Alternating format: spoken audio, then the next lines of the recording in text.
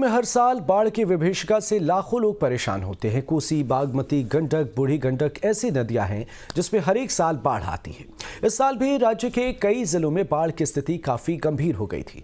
ऐसे में राज्य के जल संसाधन विभाग ने कई ऐसे कदम उठाए जिससे इस बार काफी कम नुकसान हुआ। बिहार में बाढ़ की स्थिति और उससे निपटने के लिए सरकारी स्तर पर कैसी तैयारी की गई थी, इस बारे में जल संसाधन मंत्री संजय झा से खास बातचीत हमारे संवाददाता आदित्य झा ने की। वो बाढ़ की विभीषिका से परेशान रहते हैं। सरकार की तरफ से क्या क्या इस बार आप लोग तैयारी किए थे, क्योंकि लगातार पिछले कई वर्षों से आप लोग प्रयास कर रहे हैं कि बिहार को जो बाढ़ से तबाही मिलती है उस पर कुछ समाधान मिल सके। देखिए, एक तो इस बार एक बड़ा बात ये हो गया कि कोसी में 1989 के बाद इतना बड़ा डिस्चार्ज जो है 4,62,000 का 4,72,000 डिस्चार्ज आ गया था आपको 1989 में, इससे 10,000 ज़्यादा। जब कुसहा हुआ था 2008 में, जिसको कोसी त्रासदी कहते हैं, उसमें भी 1,72,000 क्यूसेक था। 4,62,000 एकदम मिनिमम टाइम में।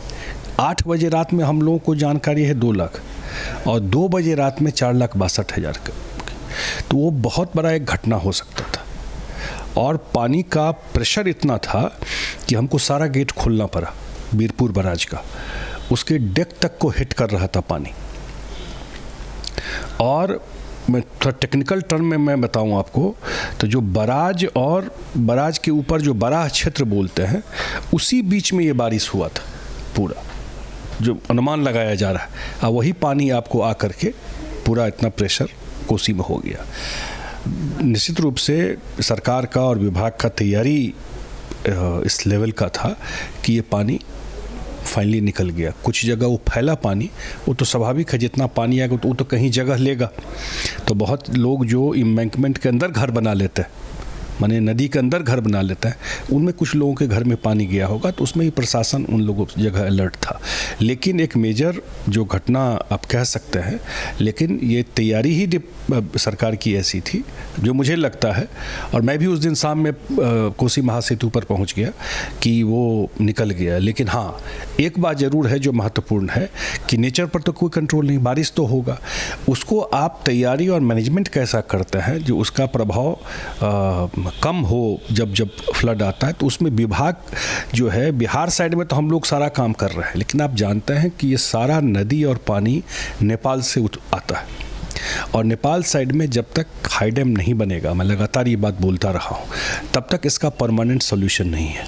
8 करोड़ उत्तर बिहार और मिथिला के लोग हर एक साल सफ़र करते हैं सिर्फ इसलिए कि नेपाल साइड में हाई डैम नहीं है। हम लोग, क्योंकि अब नेपाल से बात तो भारत सरकार करेगी, तो हम लोग लगातार आग्रह भी करते रहे भारत सरकार के। ऑलरेडी ट्रीटी है, DPR बनने के लिए आपको विराटनगर में ऑफिस है 2004 से, अब 19 साल में DPR नहीं बन पाया।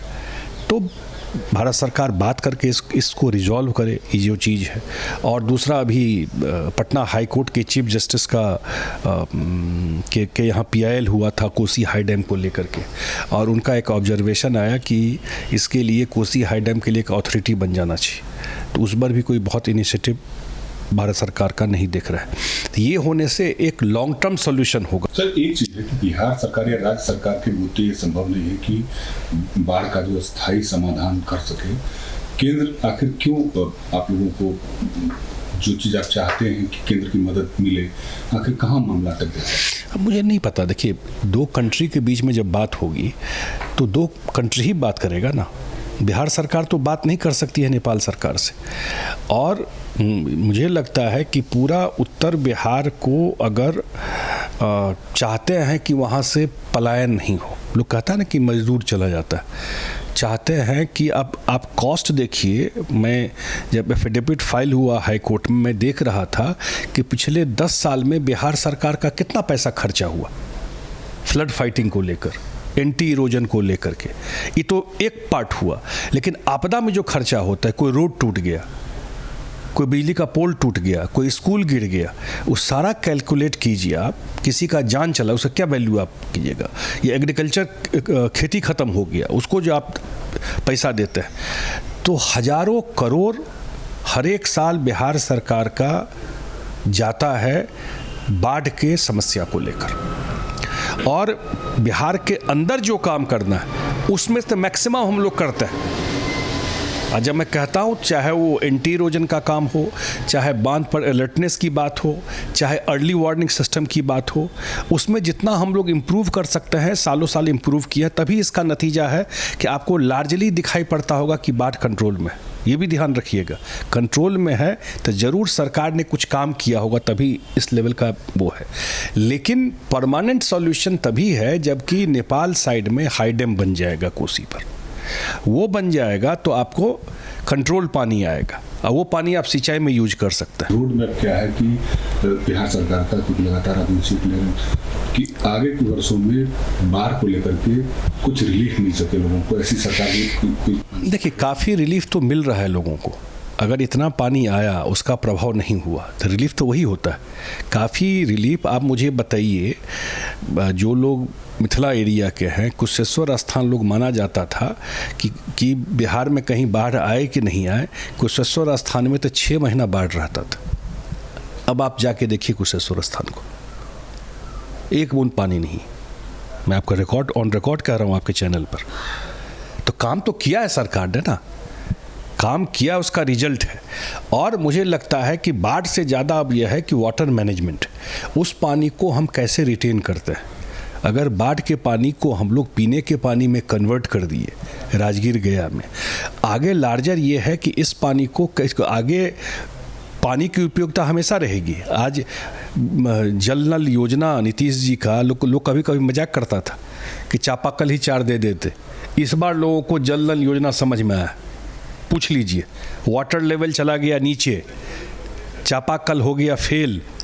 अगर जल नल नहीं रहता तो पीने का लोगों को पानी का प्रॉब्लम हो जाता।